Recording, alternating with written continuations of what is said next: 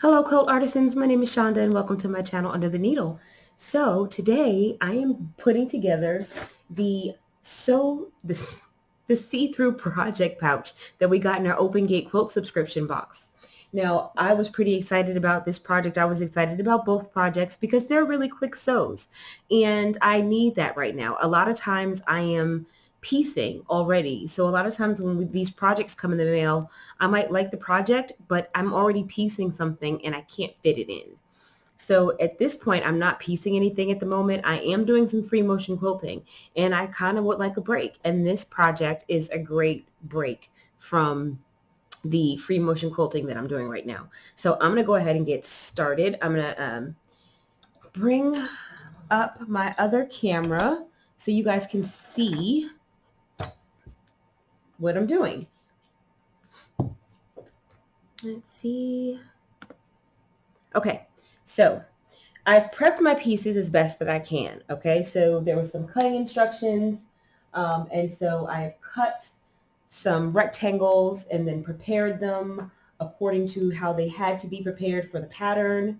These are my pieces. I have got my zipper. I have prepared my binding, and I have the rest of my cut fabric. So I've got everything here. I've read through and I'm ready to get started. So let me move all this stuff out of the way now that I just brought over here. Okay, so the first thing that we have to do here is sew this vinyl to these strips, and we're basically going to sandwich it. Now I had some slippage over here, so let me fix it. You probably can't see it very well because we've got white fabric, white thread, and so and then that vinyl might have some glare as well. And I did not want to use a dark color thread because I didn't want it to show through on my project. So I am using, I believe, a gray thread on the bobbin and a yellow thread on top. I did go ahead and pin this because the vinyl is super slippery. And I also put on a walking foot as recommended by Monique. So in the pattern, she does recommend that we use a walking foot when sewing this vinyl. And so I was going to skip that. And then once I saw how slippery the vinyl was, I quickly decided to go with her recommendation because this stuff is slippery. I did put some pins in it, and I suggest you do too. And I'm just going to try to straighten mine out a little bit more. So just FYI, because it's so slippery, the way I pinned mine was I lined it up. Let me take these pins out. So yes, my vinyl is going to have holes in it, and I'm going to have to be okay with that. So I lined it up between the two strips, and then I stabbed it because I've got this vinyl cutting mat. And so I just kind of stab it and I leave the pins in there. And then I just kind of lift up one side and pin.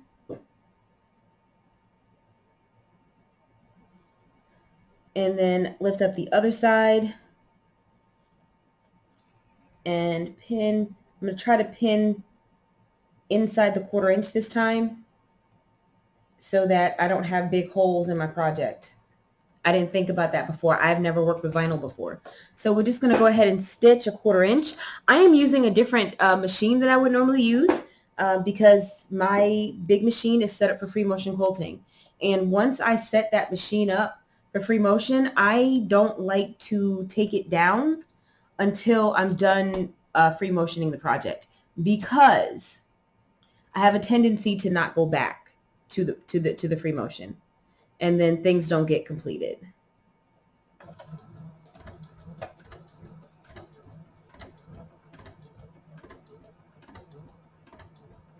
All right. I'm just going to take it slow here.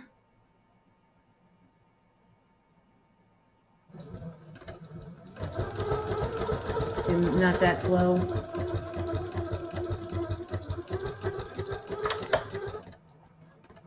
Uh-oh. my thread spool is very light because the thread is almost gone.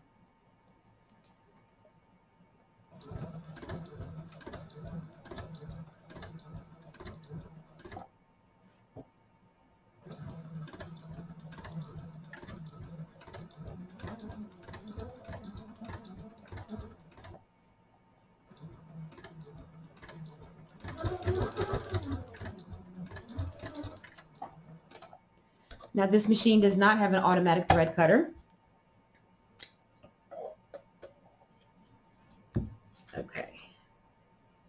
So that's one side. Now we're going to sew the other side. I have to get used to because the lever on my Janome is in the back. The presser, the presser lifter, the foot lifter, the presser foot lifter. Also, this particular walking foot is broken.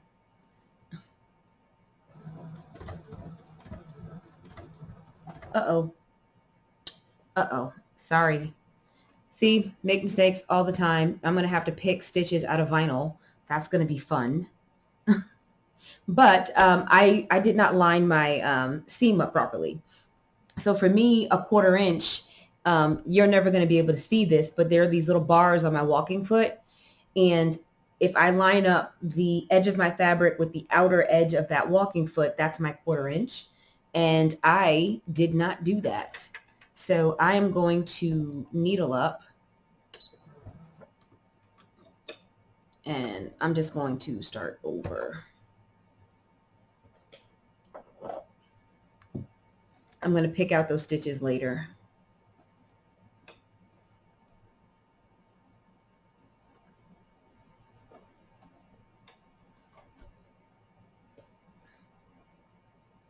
So make sure you line up your 1/4 inch. Don't be like me.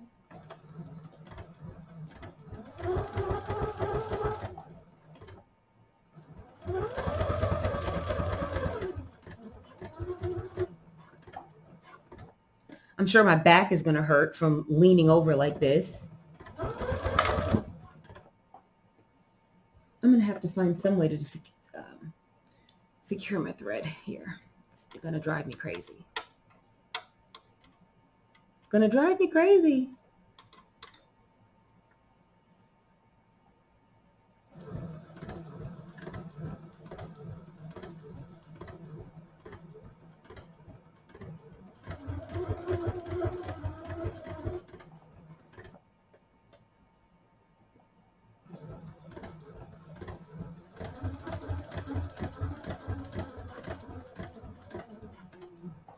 Okay, now I did have a little bit of slippage.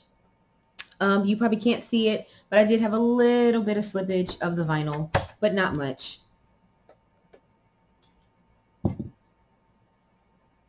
Here you can see where the fabric doesn't exactly line up, but I'm not worried about that. So now we're going to just finger press this out. Of course, because you can't put, of course, I'm going to have to fix these stitches.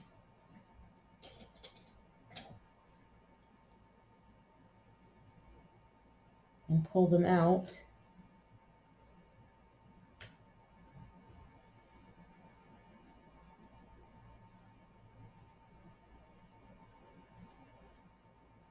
I need, I really need a, I need to make myself one of those little thread catchers, because when I pull out my seams, I tend to throw my,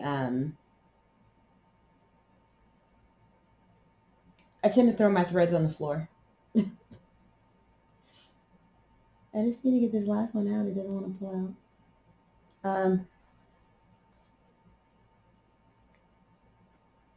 Okay.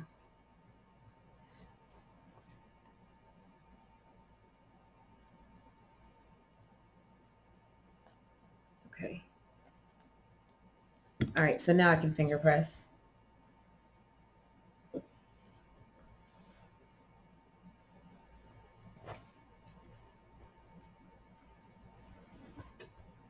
Okay, finger press both sides.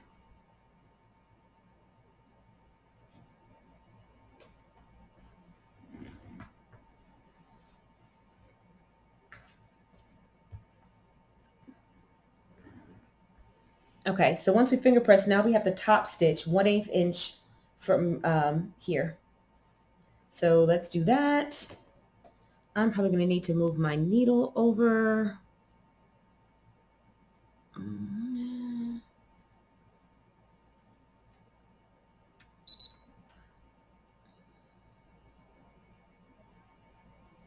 Let's see if there's this. No, it's not a setting I like. There's nothing that's going to work for me on this machine. So I'm just going to have to line this up, and I'm just going to have to eyeball that 1/8 of an inch.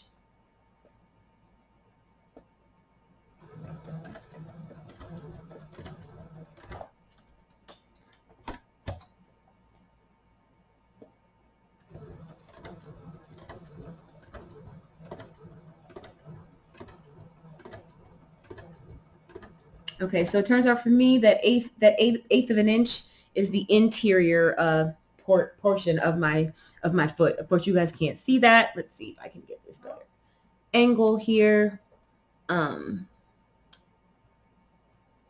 It's hard for me to show you guys what's under.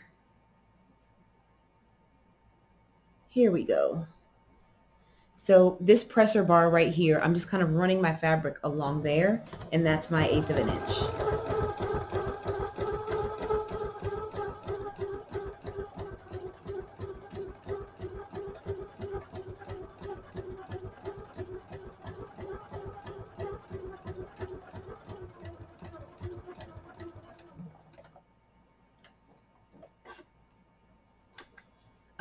Now my camera cord is in the way now because I've moved the camera so you guys can have a better angle.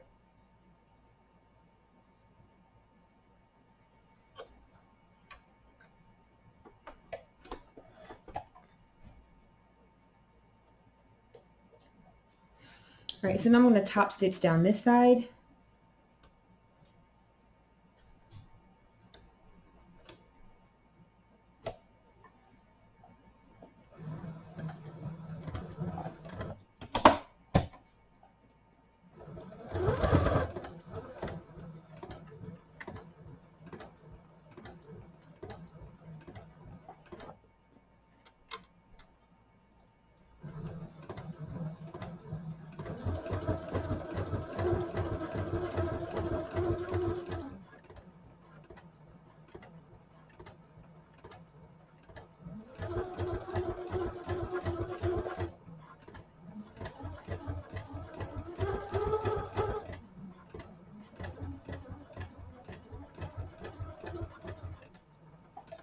Okay, that's done.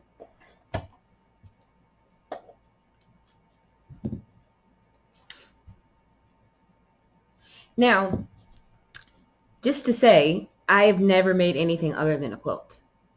Okay, I'm trying to think here. Quilt, wall hanging, table runner.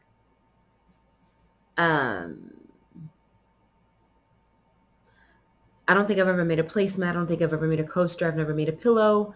So although I'm not a beginner quilter, I am a beginner when it comes to anything other than quilts. So if I can do this, you can do this. All right, and so now we need to put another piece on. Let's get my instructions.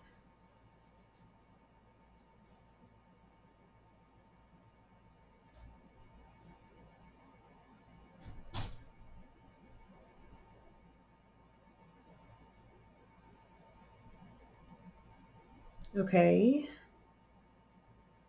so we're going to put that on, and then we're going to top stitch. Okay, so now we have another piece that we're going to attach to the vinyl. This is, I've already prepped this piece. We had to do, I've already prepped the piece. We have to do some folding to get it right. Now, since I've changed the camera angle, you guys can't see down here. I'm going to have to remember to put stuff here. So now we need to put this piece on the bottom here. So I'm just going to pin this on real quick.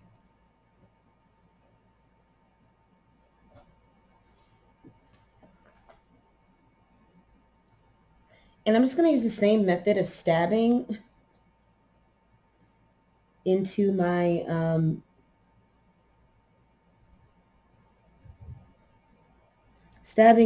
wool mat.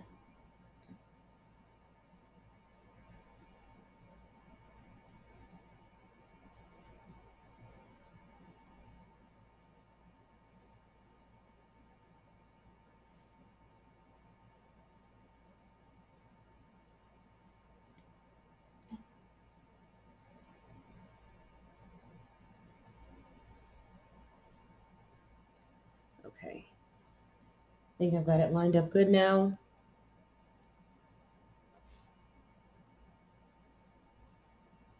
Let's see.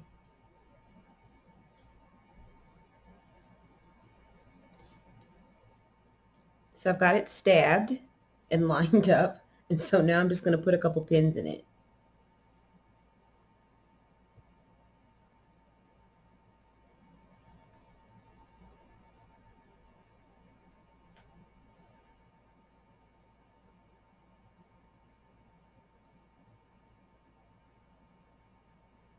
Now, when we sew this on, if I'm not mistaken,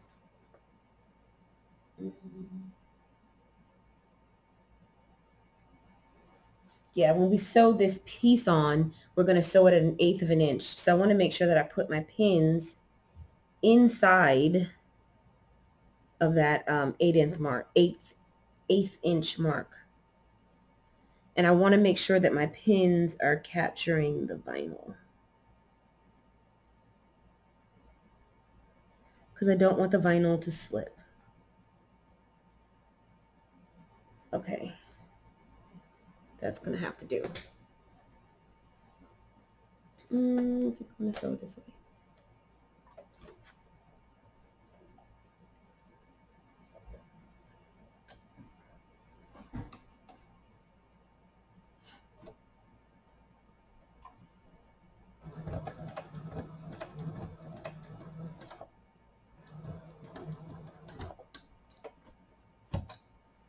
I need a stiletto. This piece here doesn't want to lay down.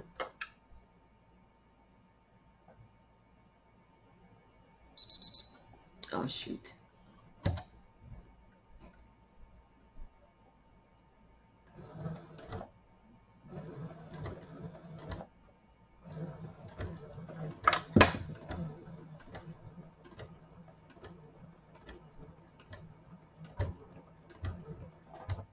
Okay.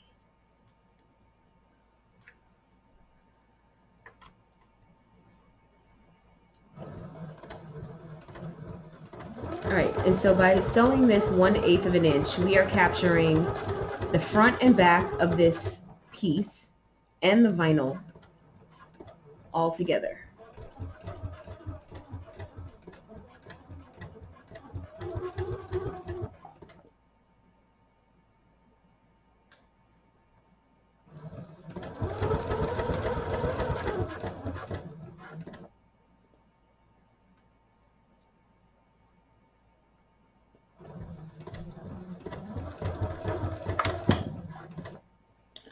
I have got to find the piece to get my for my thread here. It's driving me crazy. I don't want my needle to come unthreaded.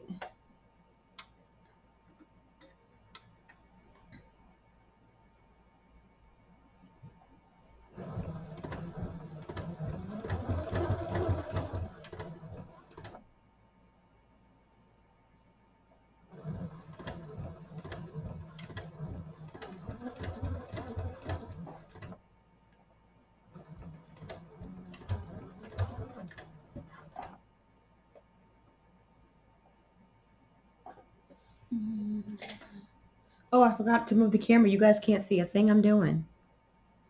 I'm so sorry.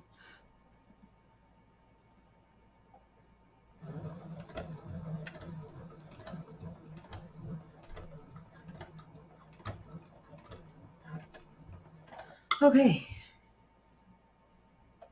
All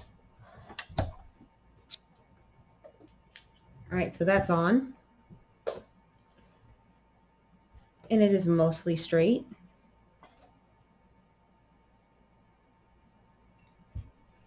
Okay, now what's our next step? So our next step, I believe, is to put the zipper on. This will be my first time putting on a zipper.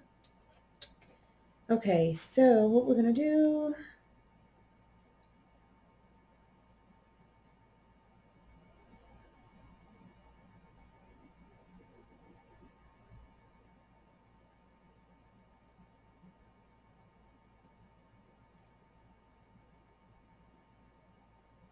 so place and pin the zipper.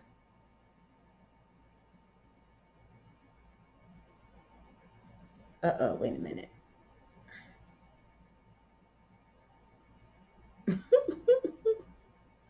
Okay, so this is supposed to be the top of my pouch. I put this on at the wrong time. Let me see if it matters. You got to follow directions, guys. I did not. Let's see here if it's going to matter. Uh,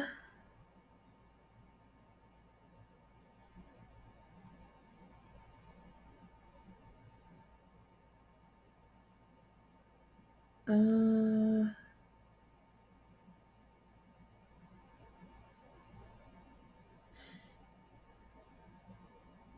no, it's not going to matter. I just I put the top piece on before I put the bottom piece on. So that's all I did differently. So now I need to put these two strips and sandwich them under the vinyl or sandwich the vinyl between these two strips of fabric and then pin.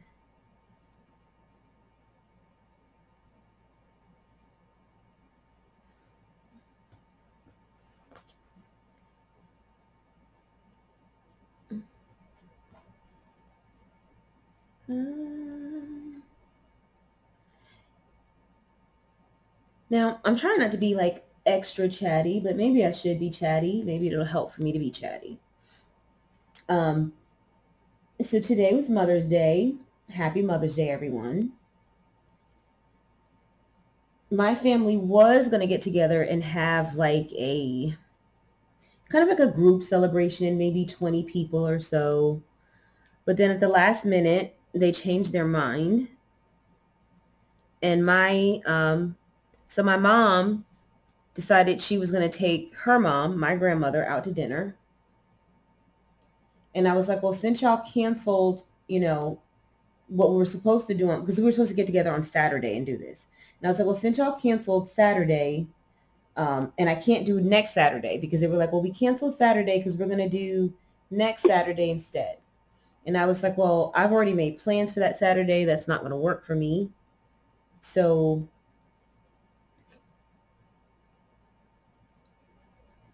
I'll meet you guys for dinner. And then my sister decided to come. So it was me, my mom, my grandmother, and my sister. So that was nice for it to be, the four of us. That was nice. It would have been nice if my Aunt Dot had been there, but she had to work today. My Aunt Dot is my mom's sister.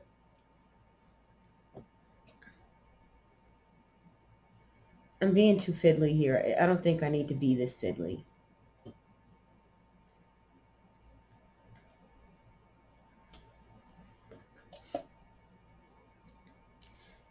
So I'm hoping you all had a happy Mother's Day. I think we're all mothers to someone. Sometimes it's a human. Sometimes it's an animal. Sometimes it's other people's humans.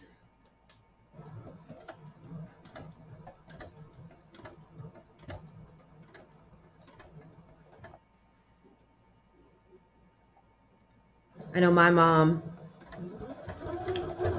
her two sisters didn't have children, but they were both very much surrogate mothers to me.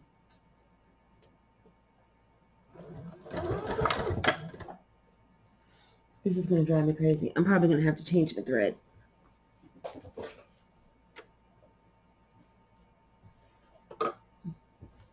See, my Janome has this little cap, right?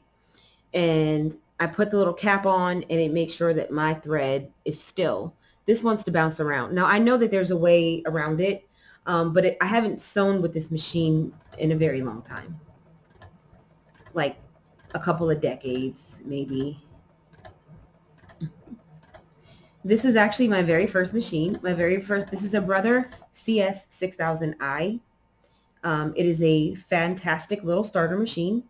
It is one that I would recommend to anyone that is looking to sew and does not want to invest a lot of money up front in a sewing machine.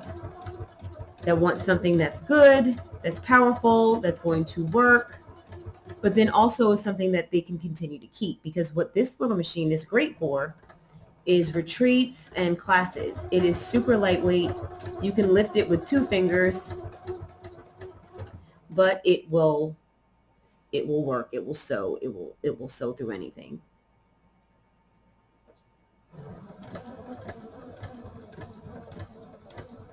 Now, the very first sewing machine I got, like I said, was this, the Brother CS6000i. I bought it at Walmart, and I learned to sew on that thing. I taught myself to sew on that thing. And it was great. It was a great little machine. And then when I finally upgraded, I upgraded to a Singer.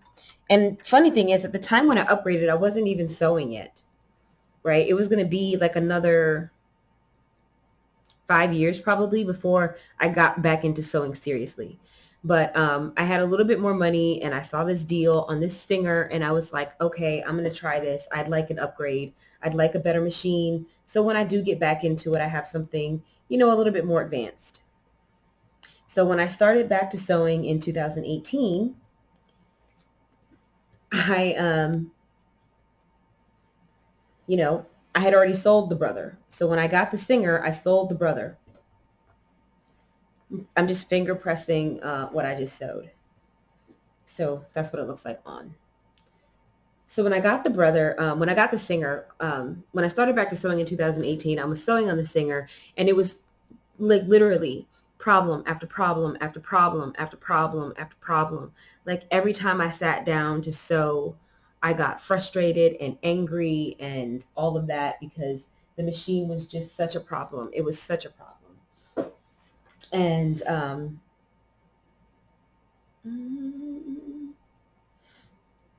so I was like, forget it, because I just could not enjoy the act of sewing. If every time you sit down to sew, you are fighting your tools, then you have the wrong tools, and you will never be passionate about your craft, because every time you try to engage in it, you are in tears and frustration because your tools aren't working for you. And so I think that Singer was probably like a $600 machine. It was not inexpensive. I mean, it was like I think it was like $5.99 or something like that, or $5.50. So not a cheap machine.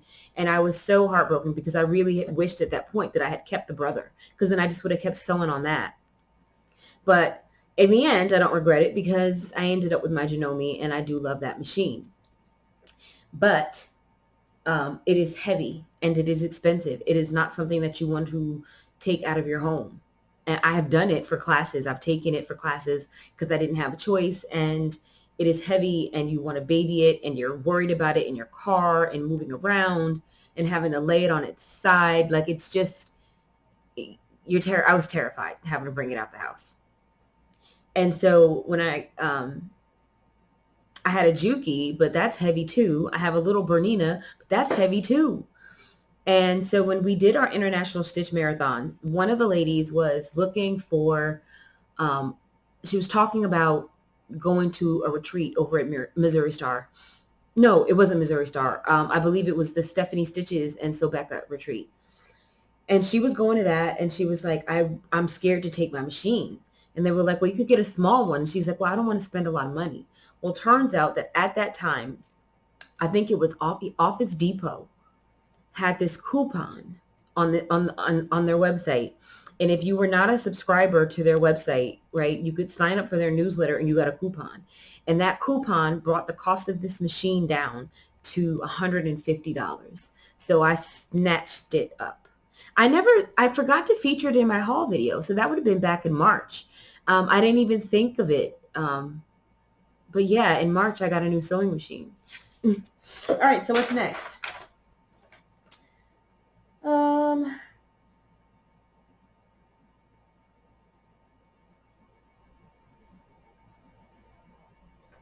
All right. All right. Oh, so I have the top stitch now. So I've got this piece on, now I have the top stitch.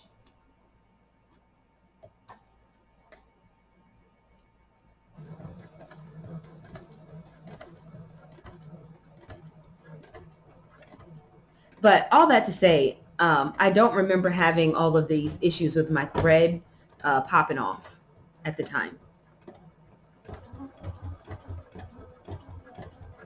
So clearly, this is not an all the time issue.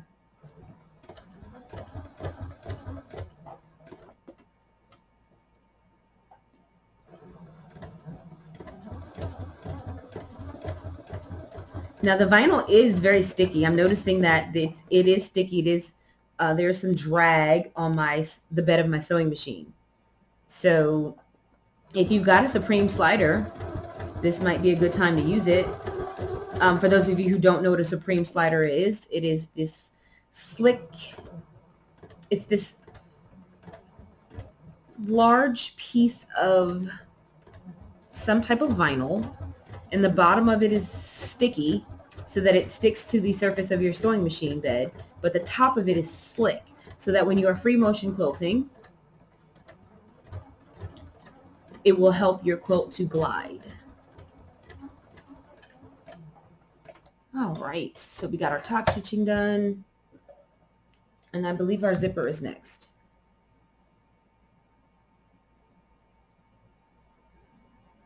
Step 3. Place and pin the zipper under the pressed edge of the folded 10.5-inch rectangle from step 3.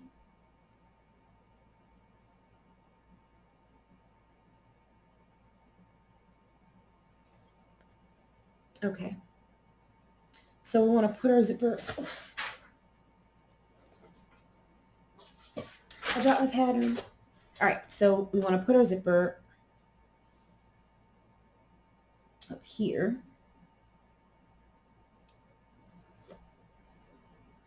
Okay, so this is our wrong side.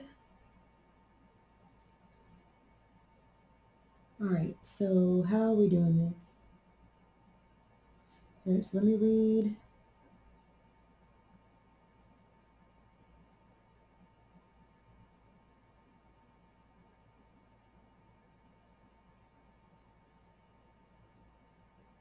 Okay. All right, so I'm putting my zipper up here. So I guess it doesn't matter because I can move this, but I want to make sure that I do this right because I've never done one before. So let me really read these instructions.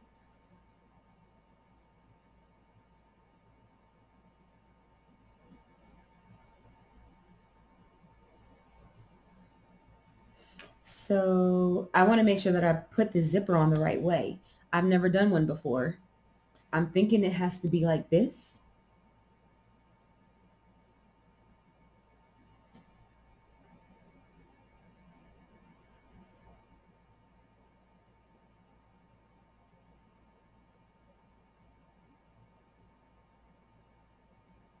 Okay, let me just make sure I'm doing this right, guys. Hold on. I'm going to pause.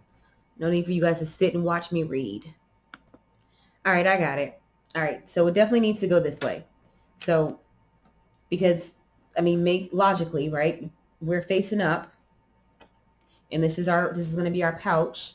This is the front of our pouch, and our zipper is going to face out so we can unzip it. So it's got to go here. So I'm just going to pin this.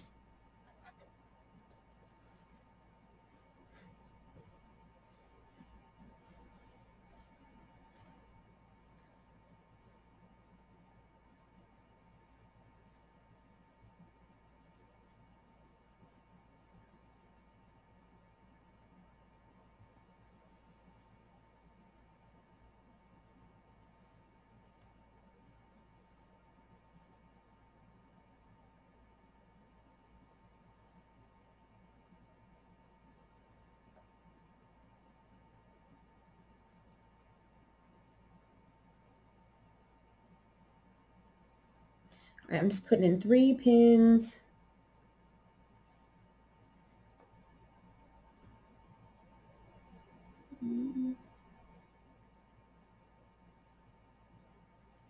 All right, and so now I just need to sew here, this piece of fabric right next to the zipper. So I'm just going to sew a seam there.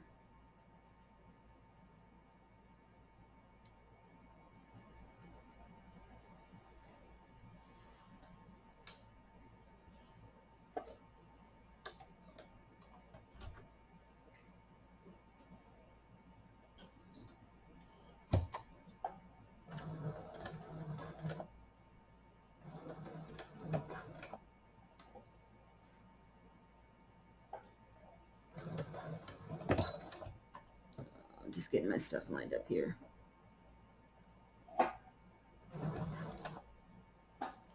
Okay.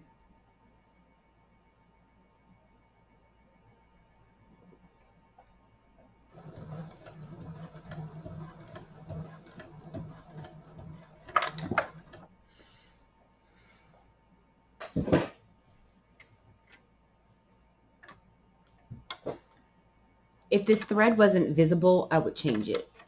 But since I'm top stitching, I don't want to change the thread.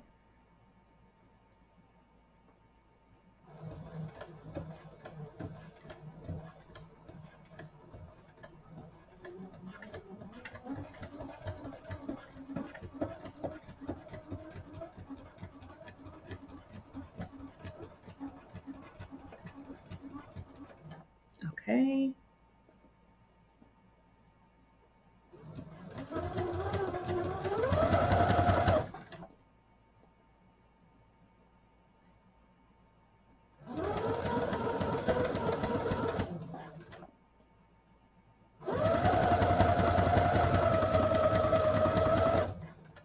Now I am sewing mine 1/8 of an inch.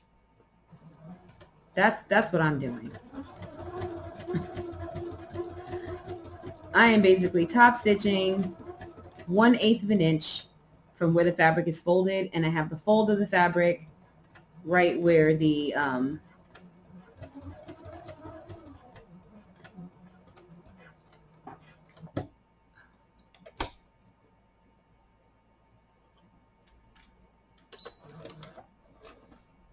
jeez. Okay. So basically I did 1/8 of an inch from the edge of the fabric. Okay, this is looking good. All right, and so then we're going to get our other piece of fabric here. And what we're going to do, we're going to put the folded edge, right?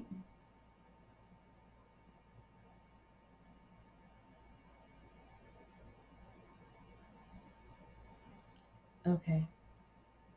So I'm just going to go ahead and pin this as well.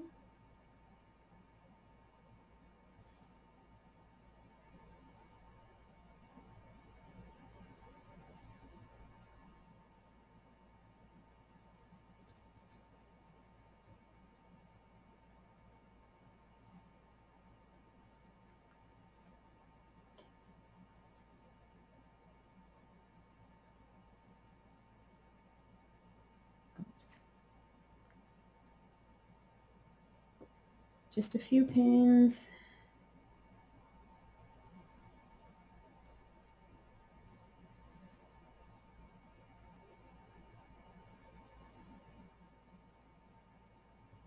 All right, and so now I'm going to sew the other side of the zipper.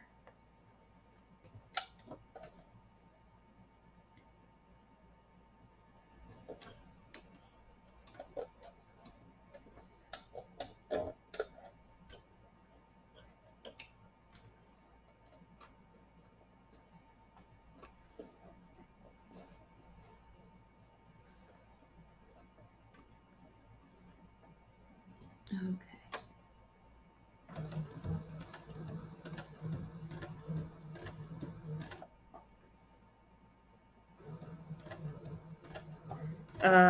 My needle came unthreaded. That sucks. I hate when that happens. Okay, let's rethread my needle.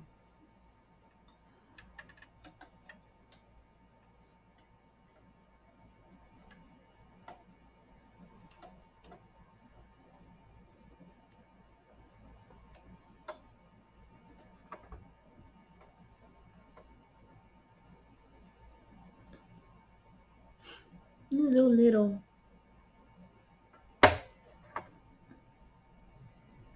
I will say threading the needle is easier on my Janome, because there's a thread guide, and this is a thread guide too, so I don't know what my problem is. I don't know why I'm not using it. So there, when you use the thread guide, there you go. Struggling for no reason. Okay. Let's get this back under the needle. Okay.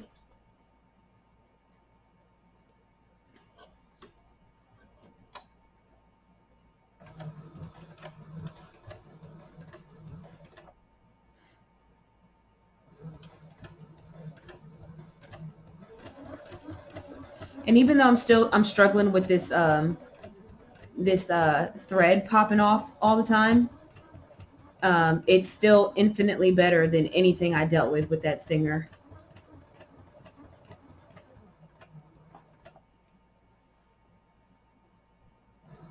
Now, I know it's something with this thing. I mean, I know it's something. I just don't remember what it was that I did. And I don't feel like digging out the manual at the moment. So I'm just trying to deal with it.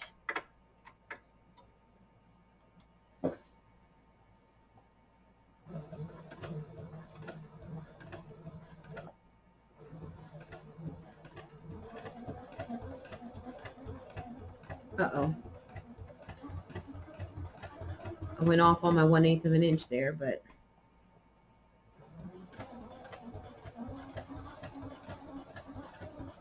oh well.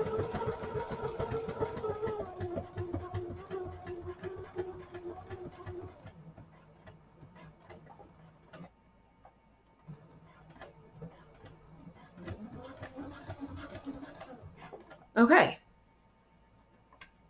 This is coming along. I am like super happy with myself right now. Super upset about this whole thread thing. I'm gonna have to work this out. This is not gonna work for me as we go forward. Okay, I'm back. Reading is fundamental. Let's see if I can show you guys this here. See this? I had it down here. You need to pull it up. Problem solved.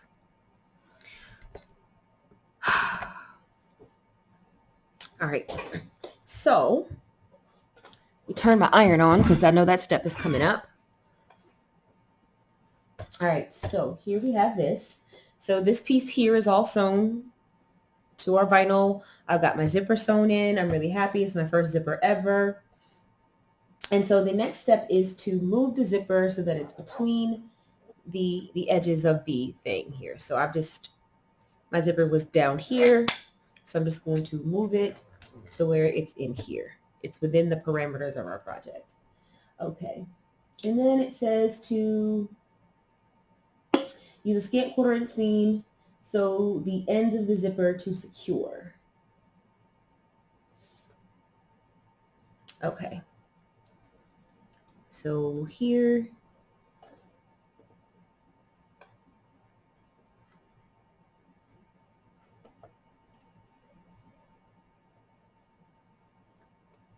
I am going to shorten my stitch length also. Of course, I have to rethread my needle again because I forgot I was messing around and I had to unthread the needle while I was trying to figure out what's going on.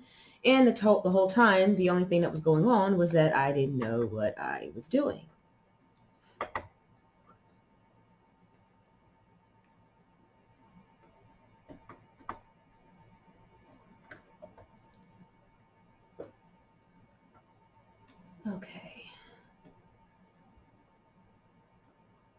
Okay. So I'm going to go over this a couple times, I think.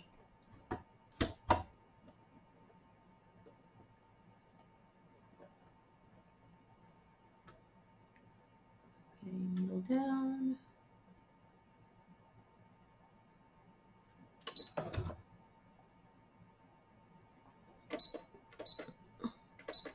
I'm going to go to a 1.4 stitch length. Oh.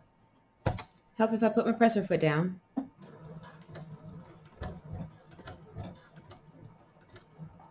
And the pattern doesn't say to do this, but I'm going to back tack over it.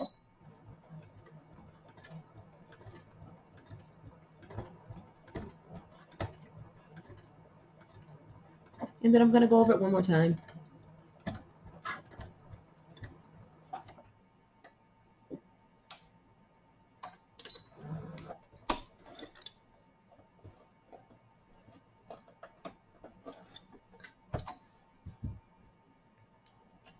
Okay, and then the other side. I'm going to put this a little closer so it'll help it stay closed.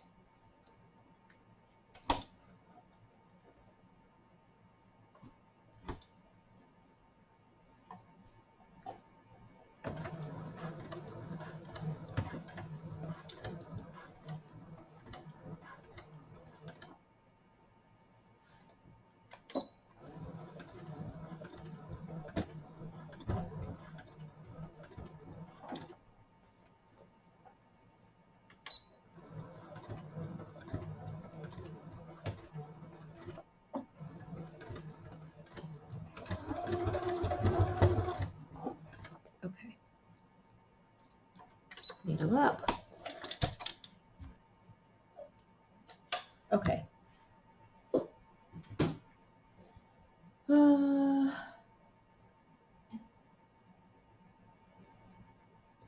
So I need to trim the front to 10 inches square. So I'm going to go do that and I'll be right back. Okay, so I've squared it up, which is nice. So a lot of the raggedy edges that were on mine, where things had slipped a little, none of that mattered because we were able to square this up and everything is now perfect.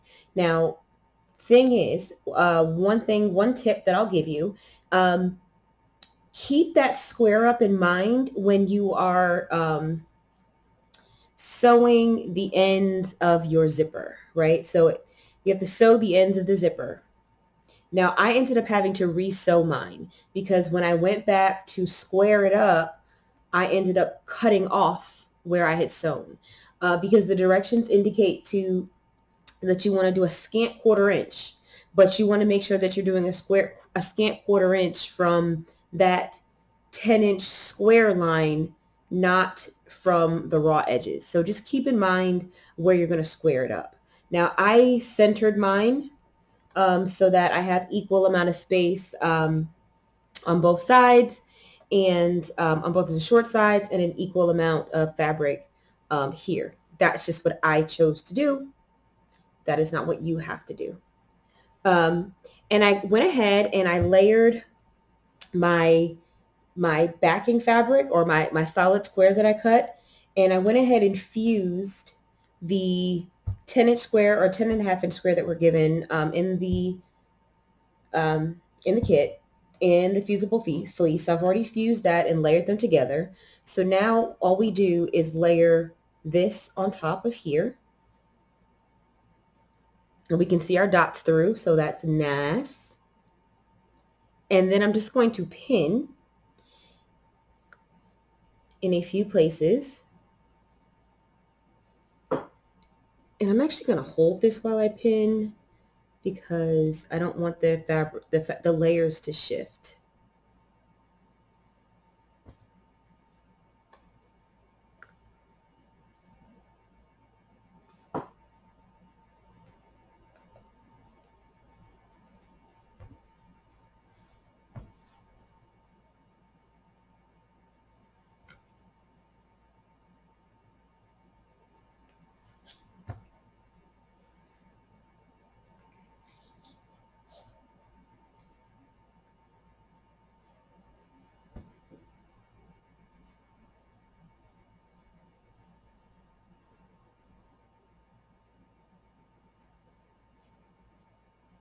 Now the fusible fleece is a nice touch, but it's not necessary. You could easily just do this with batting. Okay. Because like I said, I'm pinning it anyway. So you could easily do this with batting, and um, the layers are pretty much stick anyway, because that fabric is gonna want to stick to the batting. So you could use batting, and you could still pin it. Or if you were worried about shifting because we're gonna sew an eighth of an inch around this. We got a top stitch around all four sides. So if you were worried about the stuff shifting, you could always use a little spray based or some extra pins. But certainly you could do this with batting as well, which would bring down the cost of the project. So, but the fusible fleece was nice. There was one less thing we had to worry about. Okay.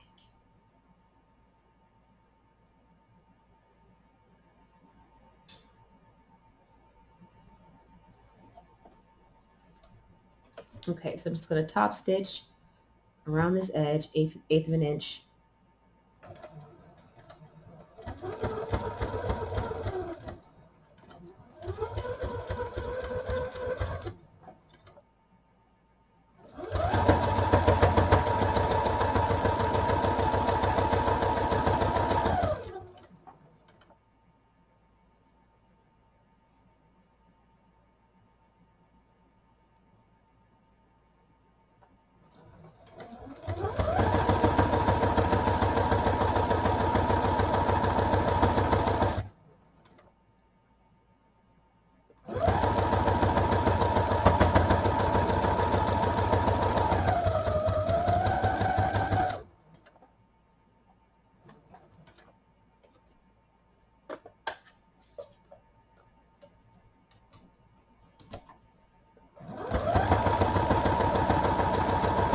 Some people do this for all of their quilts. Like after they base their quilt, or not after they base it, after they finish their quilt top, they'll do one eighth of an inch top stitch around the entire thing. And some people call it a victory lap. And basically, the purpose of it is to keep the edges of your quilt from shifting and getting wonky. Because a lot of times the edges, fabric stretches, and so the edges of your quilt can get a little stretchy, especially if there are any bias edges on the edge of your quilt. But even if it's just a border, sometimes that can get a little bit stretched out.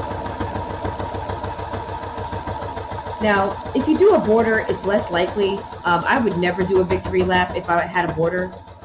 But certainly, if I did any type of, especially any type of diagonal setting, if I did anything with a diagonal setting, I would definitely do that all the way around. Now, I lost a little bit here, so I'm not quite lined up here. So I might not have cut this properly. So my seam is going to be a little bit deeper because I need to account for that.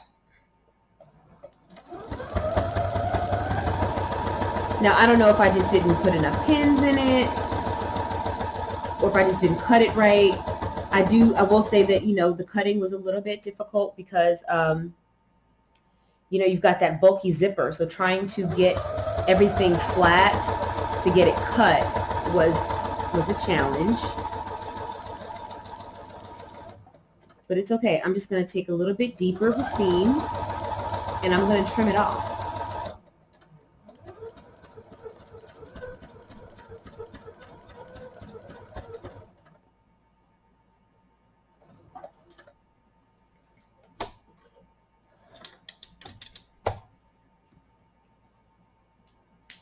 All right, so I'm going to trim this this top piece off here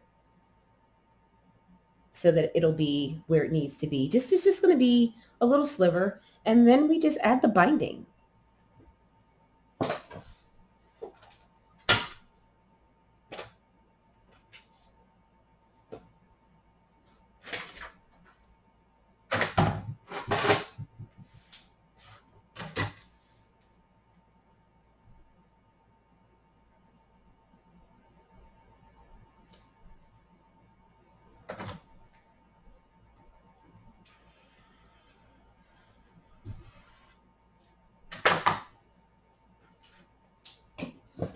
right, so I've got my binding already.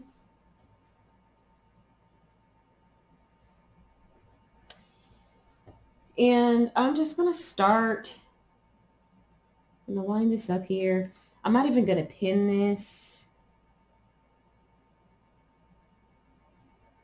And I'm just going to start. Let me get this more off. Move that up a little bit more. Still right here.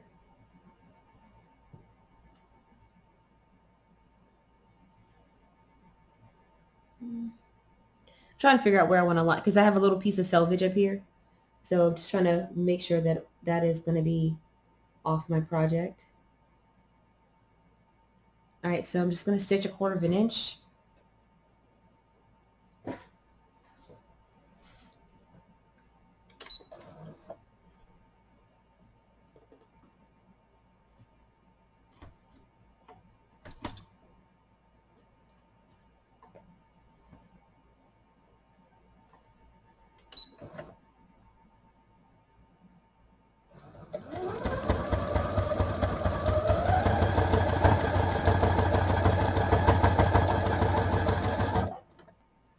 Trying to get my hands out of the way.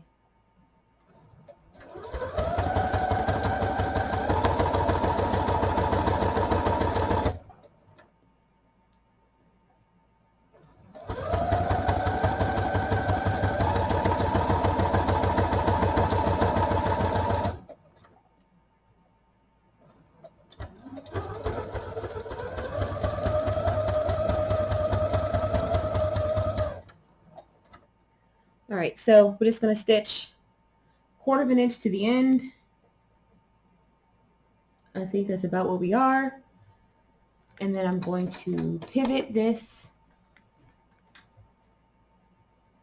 and stitch off. You can stitch off straight, you can stitch off at an angle. Let's see if I can get this better. All right. I was hoping this bobbin thread would last throughout my project. It doesn't look like it's going to make it. All right, and so then we just take the edge, right?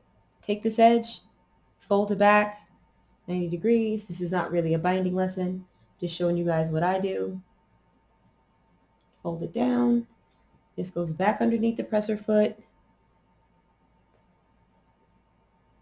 And we commence stitching.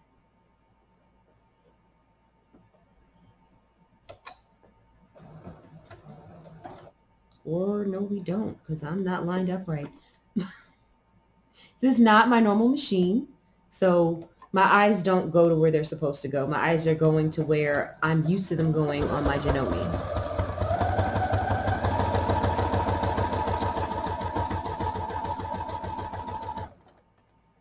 That is something to consider when you are sewing, when you primarily sew with one machine, and then you decide to, sew with a different one for whatever reason. There is a bit of an adjustment.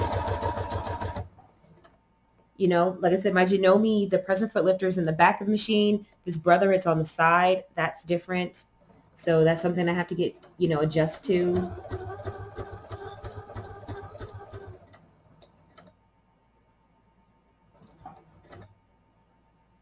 And the way I know that I'm a 1/4 inch out is because there are guides on this foot. There are little red lines on here. And those little red lines are markers for 1/8 of an inch, 1/4 inch, stuff like that. So I can tell that I'm at my 1/4 inch. So I'm just going to sew off.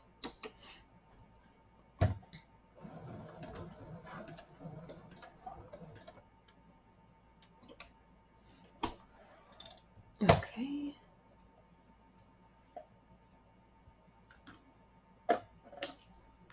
Then we're going to fold this back again.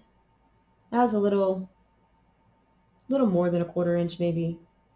It'll be all right. So I'm just going to fold my corner back again.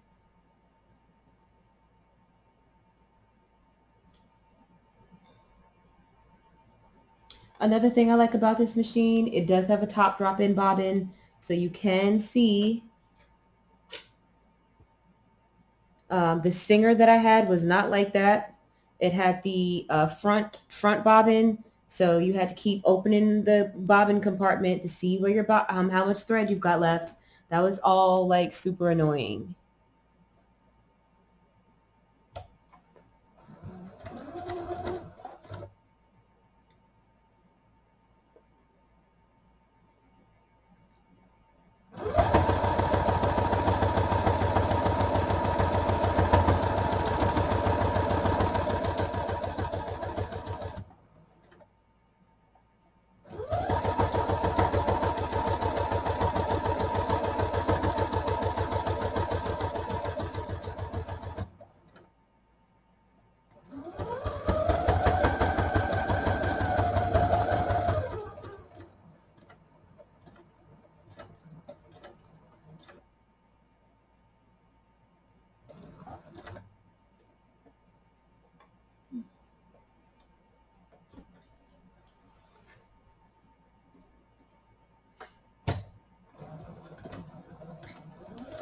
Oh, and um, I personally attach my binding to the front, and then I fold it around to the back, and then I stitch in the ditch on the front to the back.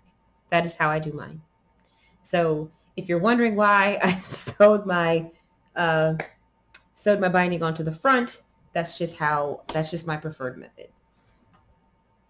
And I messed up when I did my binding because I was not paying attention, and I was supposed to start way down here, and I didn't. I started up here, and I'm sure all of you guys watched me make that mistake and could not say anything to me uh, because this is recorded. So I'm going to have to pull those stitches out. Lovely. Okay, so I actually went ahead and just finished my project off camera because I forgot to turn it back on. So basically what happened was when I was messing with the binding, so my pouch is completed.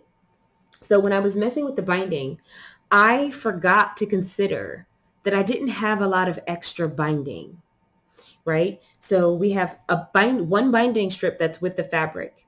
So the binding strip is like 42, 44 inches at best. This is 10 inches square. So I need 10 inches all around, plus I needed space to fold it in the corner, which meant I was going to need every speck of that binding strip. And so when I started the strip, couple things, I should have started it. Y'all saw the mistake that I made at first when I started sewing at the top. Also, I left some of that strip hanging off, and I shouldn't have done that. So I should have started my binding strip in the center, and the tail of it should have been maybe up here, and then I should have started sewing down here. Instead, my tail was up here, which meant that I had very, very, very little to work with. Once I got to my two ends and I needed to put my two ends together, I had very little to work with, and I had to scrunch and smush and smash, and it took some time, but I got it done, and then I went ahead and completed my binding, so we're all done here, and I like how this came out. So, and I'm pretty proud of myself. I think all told, I probably spent 2 hours putting this together, okay? It's a small project. Now, realistically, if I were to do a second one, I would probably do it in half the time. And if you were to make a bunch as gifts, then you could really barrel through them. One thing that I think is cool also is that you could theoretically put a strap on here, or you could theoretically put a loop. You could sew a loop on here to where you could hook this up to like a ring, to where like if you wanted to put something in here that you wanted to have easy access to, like if you wanted to put notions in here and you wanted to have several of these, you could theoretically put this in a binder even, you know what I mean? I could see how you could change the binding or change things a little bit and add a little bit more I could see how you could modify this a little bit to really expand its use. And like I said, this is my very first time putting in a zipper. This is my very first time making anything other than a quilt. So, or a wall hanging or a table runner. I'm trying to think if I've sewn anything. Like I've darned a sock, and like I've done stuff like that, but I can't remember anything else that I've sewn that wasn't a quilt. I mean, a bowl cozy. So I've done bowl cozies, but nothing like this. So I'm pretty proud of myself. I like this project. I could see me making this again. I probably just use batting. I have a ton of zippers. I don't have any clear vinyl, but I know I can get some and it's pretty inexpensive. So yeah, I think I might make some more of these. I think I might make them a little bit bigger because I like the see-through aspect of this. And I think that this is a great way to bring blocks with you because you can make this like 14 inches and then you can fit your 12.5-inch unfinished blocks in here. And then you could roll it up. So I like that. I like that concept of being able to roll my blocks up. They make mats, like they make stuff. They make mats that you can lay your blocks out on and roll them up. But I think this is just as nifty. Actually, I'd probably go up to 15-inch square. I'd probably do 15 inches square and make one of these for my quilt blocks. Yeah, I think that's not a bad idea. I have some projects where and So any project that I'm working on has to be in a box. That's my rule. Okay. So like anything I'm working on, it's in a project box. So there's a couple over there. Let's see. See, there's two over there you can see, and there's one down there that's empty. There's actually two. There's two that are empty, one on the shelf, one on the floor. And so those are for two upcoming projects. But I have some other projects where all my blocks might be made, but I haven't sewn my rows together. But I can't start a new project because that project is in that box, and I will not allow myself to buy more boxes. So I could see myself for some of my whips making these bags for my whips that have where I've gotten all the blocks completed, but I just have not sewn the rows together. I could see putting them in here and then freeing up a box so I could start something else. But don't judge me, y'all. So I don't know if this is helpful or not. Let me know if you like this. I don't know. I'm not really good at trying to show you guys my sewing. I did the best that I could, and hopefully I didn't screw it up too much. But that's it for me, and I will see you guys next video. But I love this.